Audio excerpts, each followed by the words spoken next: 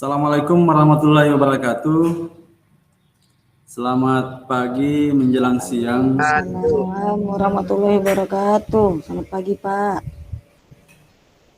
Selamat pagi. Hari ini kita akan mulai pembelajaran untuk semester genap dengan materi yang baru, materi mengenai sejarah, yaitu mengenai masa praaksara. Tapi sebelumnya, saya ingin tanya dulu, bagaimana kabar adik-adik sekalian?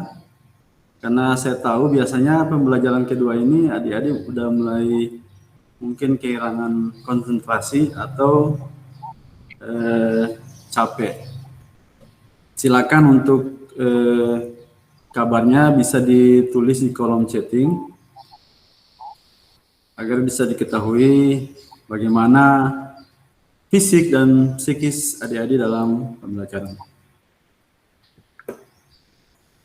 Oke, sebelum mulai, saya ingin mengabsen dulu. Ya, di kelas kita ada 13 siswa, alhamdulillah sudah hadir semua. Cukup baik, biasanya kan pembelajaran dari ini waktu semester ganjil, kadang ada yang sering absen, tapi alhamdulillah untuk kelas ini bisa hadir semuanya. Nah, untuk itu segera saya tampilkan dulu ya. Untuk hari ini kita akan belajar mengenai masa praaksara. Materi semester genap. Nah, sebelum mulai saya ingin memberikan sedikit kata-kata motivasi, yaitu dengan bekal ilmu seseorang bisa bertahan hidup. Jadi terkadang banyak kita jumpai teman-teman kita yang harus putus sekolah sehingga menyebabkan kehidupannya agak sedikit terhambat karena itu. Nah, ini ada gambar motivasi. Kita harus bersyukur di daerah kita yang sudah cukup baik, kita mudah mengakses pendidikan. Bayangkan bagi adik-adik sekalian, di daerah yang pedalaman, daerah yang kesulitan aksesnya, bagaimana pengorbanan mereka untuk bisa belajar. Adapun untuk pembelajaran hari ini, tujuannya yaitu yang pertama, dilihat dari kompetensi afektif, bahwa adik-adik sekalian dapat mencontoh sikap atas ketaatan masyarakat praaksara pada agama dan kepercayaan saat itu. Kemudian sikap sosial, adik-adik dapat mencontoh dan menerapkan sikap kerjasama, disiplin, dan interaksi yang dilakukan masyarakat pada masa praaksara yang selalu hidup rukun dan berkelompok. Jadi pada saat itu masyarakat praaksara itu dia selalu hidup rukun dan berkelompok, tidak ada konflik yang terjadi. Kemudian dari sisi kompetensi kognitif, dari sisi pengetahuan, melalui pembelajaran hari ini, adik-adik sekalian dapat menjelaskan apa itu masa praaksara. Kemudian yang kedua, adik-adik dapat menjelaskan periodisasi pada masa praaksara, ada beberapa periodisasi. Kemudian adik-adik dapat menganalisis perkembangan masyarakat praaksara pada aspek ekonomi, bagaimana kehidupan ekonomi pada perkembangan masyarakat praaksara. Kemudian yang keempat, adik-adik dapat menganalisis perkembangan masyarakat praaksara pada aspek sosial budaya. Dan yang terakhir, dari kompetensi psikomo atau keterampilan, adik-adik sekalian dapat menyajikan hasil diskusi mengenai perkembangan masyarakat praaksara dilihat dari aspek ekonomi, sosial, dan budaya. Nah, ini adalah peta konsep untuk pembelajaran hari ini. Masa praaksara, di mana masa di mana manusia belum mengenal tulisan, terbagi atas 3 periodisasi dari sisi geologis, arkeologis, dan ciri kehidupan masyarakat. Dari sisi geologis ada zaman Neolitikum dan sebagainya. Dari arkeologi ada zaman batu dan zaman logam. Dan dari ciri kehidupan masyarakat ada 4, pada masa berburu dan mengumpulkan makanan tingkat sederhana, masa berburu dan mengumpulkan makanan tingkat lanjut, pada masa bercocok tanam, dan masa pengundagian. Untuk kegiatan inti, silakan adik-adik sekalian buka buku paket halaman 194 sampai 217 yang saya sudah kirimkan di grup WA. Nah, itu buku paket sama seperti buku paket yang kita sering jumpai di sekolah, tapi dia untuk menunjang poinnya. Untuk inti dari kegiatan pembelajaran masa praksara itu ada 3 materi yang dibahas, yaitu pengertian masa praksara, di mana masa manusia belum mengenal tulisan. Kemudian ada periodisasi masa praksara, terbagi atas 3, yaitu secara geologis, arkeologis, dan perkembangan kehidupan. Kemudian yang akan dibahas untuk keterampilan ada di periodisasi perkembangan kehidupan, yaitu terdiri atas 3 masa, masa berburu dan mengumpulkan makanan tingkat sederhana, berburu dan mengumpulkan makanan tingkat lanjut, masa bercocok tanam, dan masa pengundagian. Nah, untuk kegiatan kelompok ini saya sudah bagikan kelompok. Ada 2 kelompok.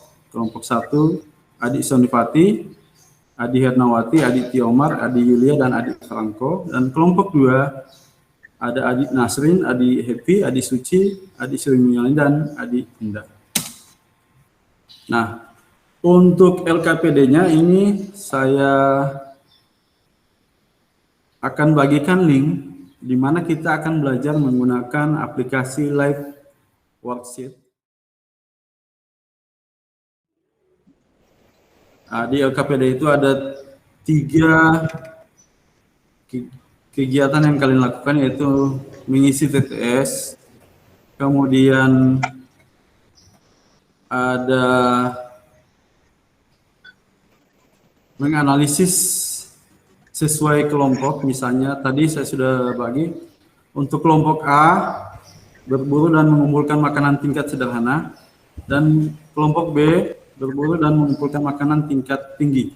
Jadi bagaimana kehidupan ekonominya, bagaimana kehidupan sosialnya dan budayanya, silakan diisi di kolom LKPD yang telah disediakan.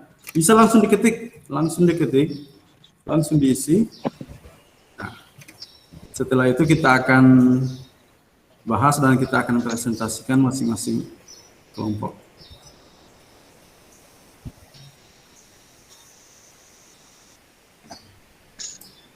Ada kelompok yang sudah? Belum Pak, sebentar Pak, belum. Dikit lagi Pak, tinggal 2 nomor.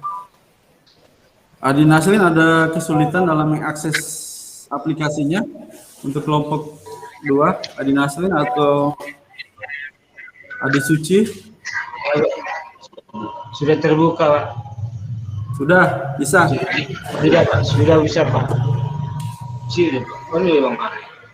Jadi sekali lagi, bisa diisi, kemudian ditentukan ya, jangan diisi semua untuk yang kolom ini analisis. Jadi misalnya kalau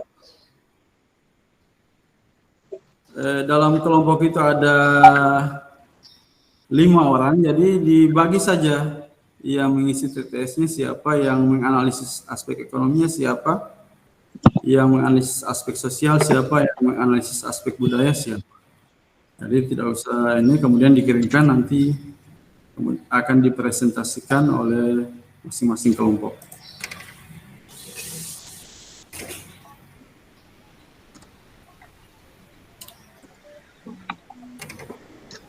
Jadi saya harapkan ada kerjasama dari kelompoknya, saling diskusi, saling sharing, minimal lewat WA. Terima kasih Pak Apris, kami mau jawab dari kelompok 2. Oke, sudah ada yang selesai dari kelompok 2. Baiklah, yang diwakili oleh Adik Happy, silakan untuk kelompok 2. Untuk jawaban yang mendaftar, yang pertama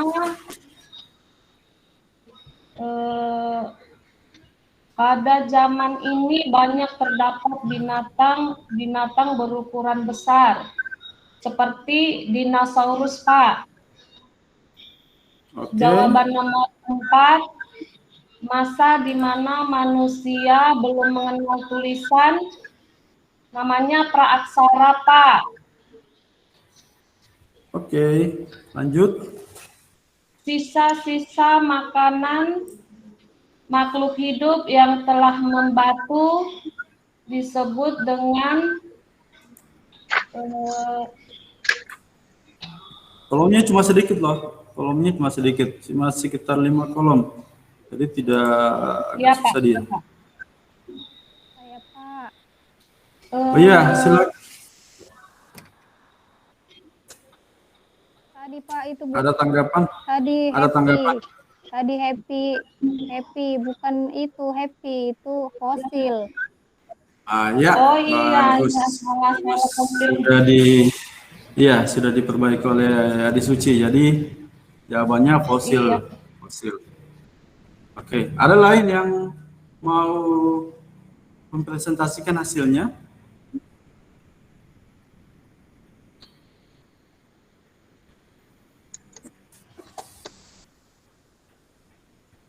Yang di kolom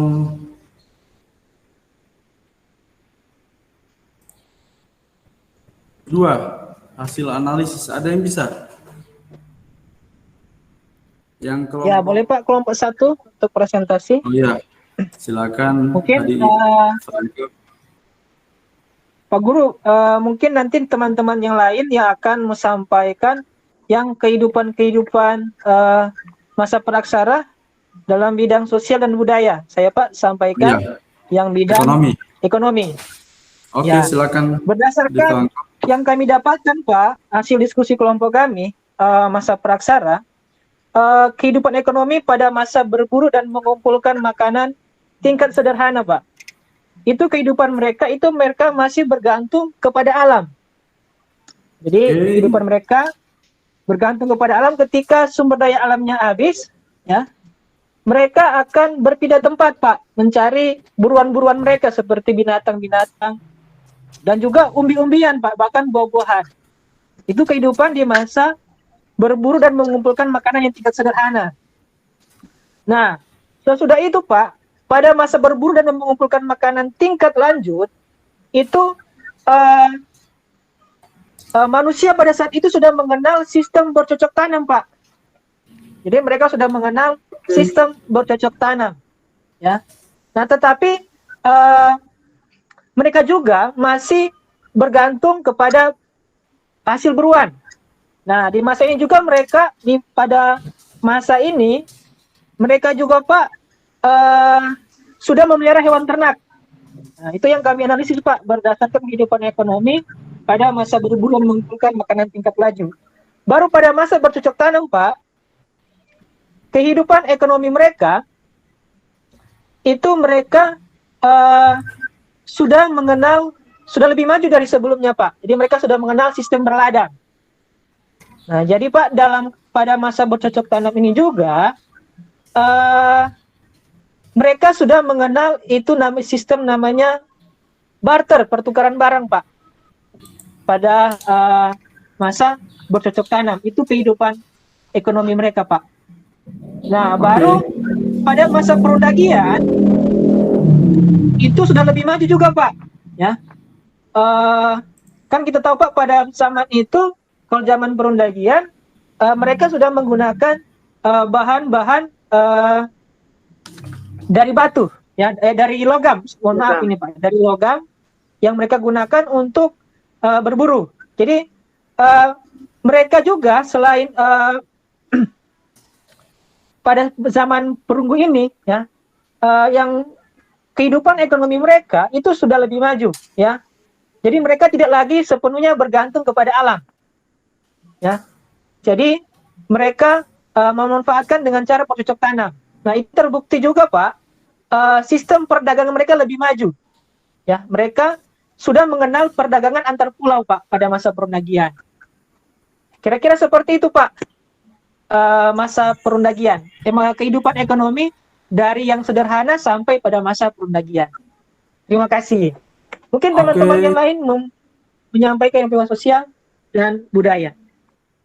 Oke, makasih Adi Franco dari kelompok 1 sudah memaparkan hasil analisisnya mengenai tingkat kehidupan ekonomi dari masyarakat masa praaksara, baik dari zaman berburu dan mengumpulkan makanan tingkat lanjut, tingkat sederhana, bercocok tanam, dan perundagian.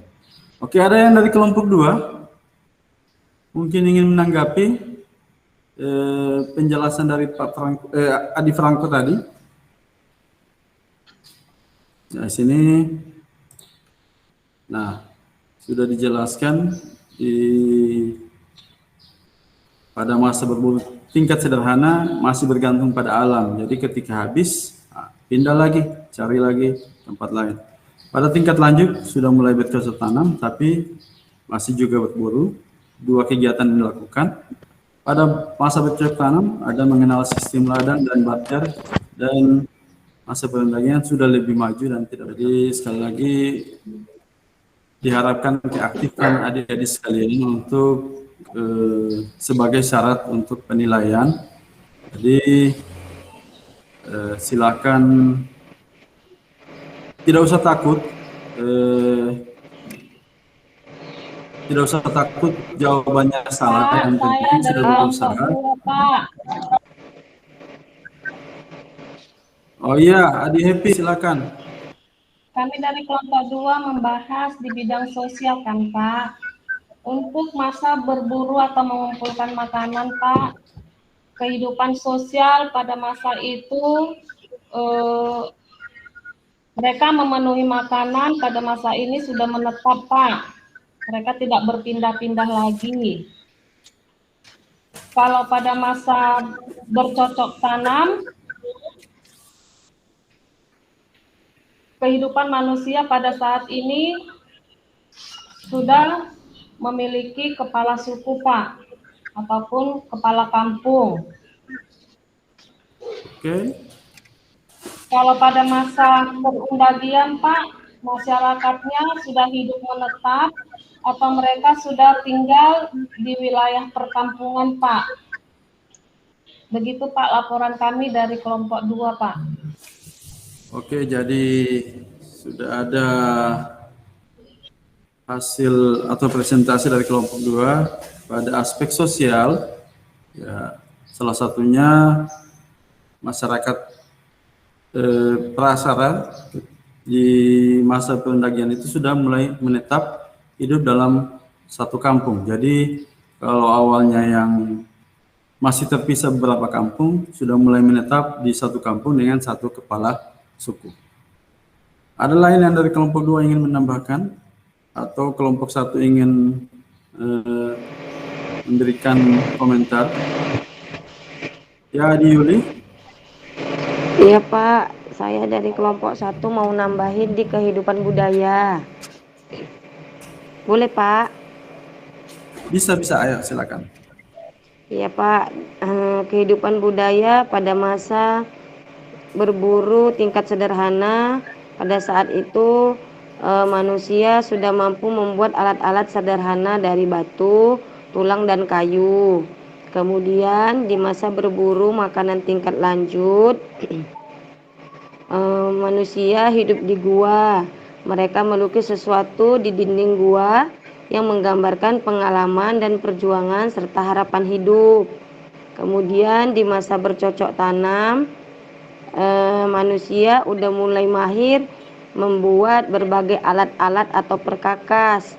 Alat-alat tersebut sudah dihaluskan dan fungsinya beraneka ragam, bisa untuk kegiatan sehari-hari, untuk perhiasan, dan juga untuk upacara keagamaan. Selanjutnya di masa perundagian Pak, kehidupan budayanya itu manusia udah mulai mahir membuat alat-alat dan perkakas yang terbuat dari logam, dipakai untuk bertani, bertukang, dan alat-alat rumah tangga, perhiasan dan perlengkapan upacara pemujaan. Nah, itu tambahan saya Pak dari kelompok 1 Pak. Terima kasih. Oke, ada tambahan lain dari kelompok 1 atau saran dari kelompok 2 menanggapi? Adi Helma sudah aktifkan mikrofon. Sama mungkin. Pak, jawaban kami dari kelompok 1. Kalau di bidang budaya Pak, alat-alatnya dari batu, tulang, itulah yang dipergunakan dalam kehidupannya. Mereka Pak sudah hidup di dalam gua. Di gua itu Pak, manusia prasara itu sudah membuat lukisan-lukisan dan ditempelkan di dinding gua tersebut Pak. Kalau bercocok tanam Pak, mereka itu sudah membuat alat-alat pertaniannya, di mana alat-alat pertaniannya Pak tidak lagi dalam bentuk kasar, tetapi sudah dihaluskan. Itu jawaban kami dari kelompok 1 Pak. Oke, makasih ya atas tambahannya Adi Herna. Oke, dari kelompok 2. Oke, karena mungkin waktu sudah menunjukkan pukul 10.15.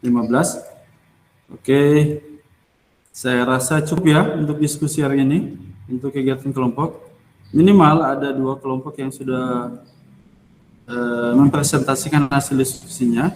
Ada perwakilan dari kelompok 1, ada Adi Franco sama Adi Yulia. Ya, Adi Franco sama Adi Yulia dan Adi Hernawati menambahkan. Kemudian di kelompok 2, Adi Happy sudah mempresentasikan hasil analisis dari kelompoknya. Nah, untuk yang lainnya, karena dia LKPD-nya bersifat online, saya tetap akan menunggu hasil kegiatan LKPD-nya. Jadi dikirim, nanti akan masuk ke akun saya dan akan saya cek untuk kemudian jadi dasar penilaian bagi adik-adik sekalian. Atau sebelum saya memberikan kesimpulan, ada adik-adik siswa yang bisa membantu saya menarik kesimpulan dari pembelajaran materi masa praksara hari ini. Adi Suci, Adi Nasrin, Adi Sri, atau Adi Soni mungkin.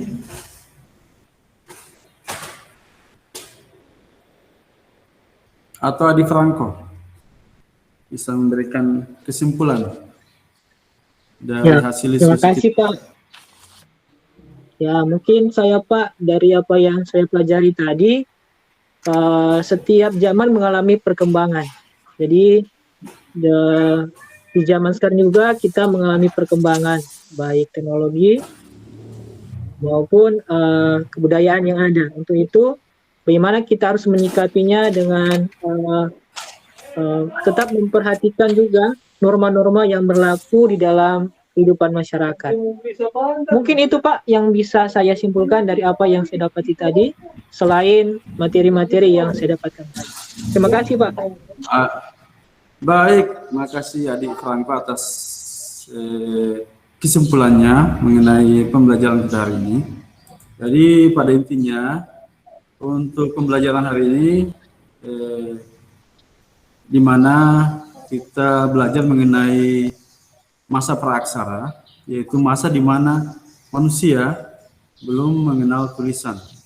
Kemudian pada masa praaksara itu dia juga terbagi atas 3 periode. Periode secara geologis, arkeologis, dan perkembangan kehidupan. Nah, di perkembangan kehidupan itu, seperti yang sudah disampaikan oleh Adi Franco tadi, ada banyak terjadi perubahan, baik dari sisi teknologi. Kalau mungkin sekarang kita mengenal teknologi sudah lebih canggih, kalau di masa lalu itu teknologinya berupa alat-alat yang digunakan untuk beraktivitas sehari-hari. Dari awalnya cuma menggunakan batu untuk berburu, kemudian mulai mengenal logam dan perunggu. Jadi ada perkembangan yang terjadi pada masa itu. Juga di kehidupan sosial terjadi perkembangan. Dari awalnya hidup berpindah-pindah, mulai menetap di gua, dan akhirnya tinggal dalam satu perkampungan.